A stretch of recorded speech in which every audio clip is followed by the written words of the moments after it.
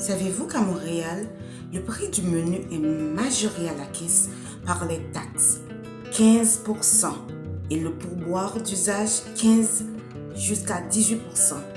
Un repas affiché à 20 $ grimpe ainsi rapidement à 27 $, presque à 27 $. Vous voulez déménager? Attention, choisir la mauvaise ville pourrait vous coûter 300 $ de plus par mois rien qu'en alimentation. Cette vidéo analyse les coûts réels des courses, les tasses cachées, les pièges des supermarchés entre Paris et Montréal afin que vous ne manquiez pas d'argent durant votre premier mois. À Montréal, le prix des produits laitiers tels que le lait, les œufs et la volaille sont élevés, tout comme le coût des baies fraîches, des tomates et de la viande, et ceci entre janvier et mai. À Paris, par contre, c'est une autre réalité. Les baguettes, le fromage de qualité supérieure, le vin et les produits locaux de saison demeurent très accessibles financièrement. Il est facile de se procurer des légumes frais à bas prix dans un marché parisien.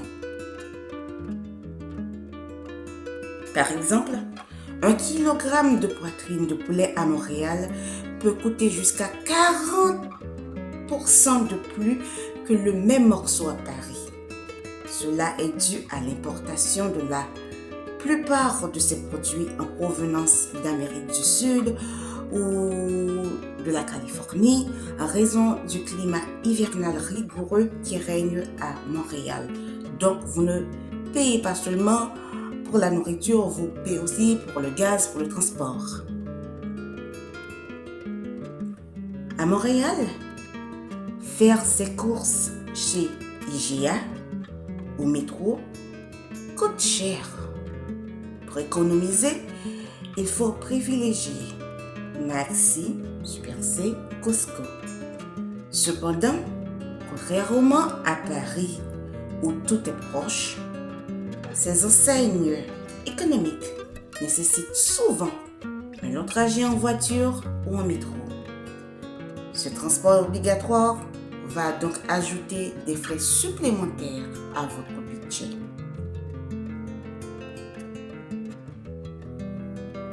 En France, c'est la transparence totale.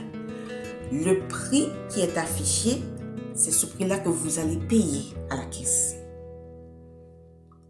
La taxe sur la valeur ajoutée, TVA, et le service au restaurant sont déjà intégrés.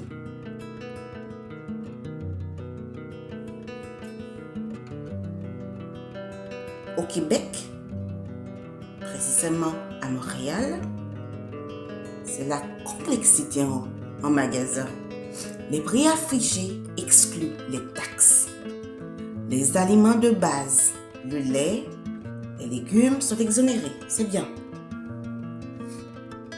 Mais les produits transformés, tels que les repas préparés, les collations, subissent une taxe combinée fédérale et provinciale de presque 15%.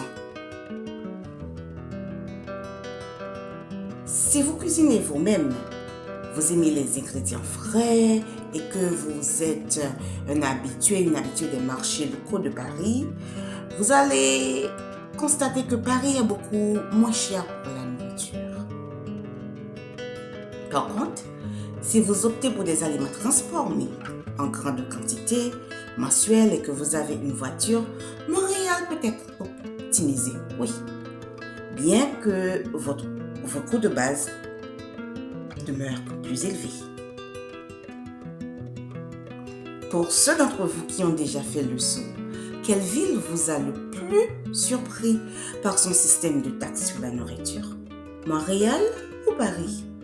Et pourquoi? Merci de partager vos réflexions dans les commentaires.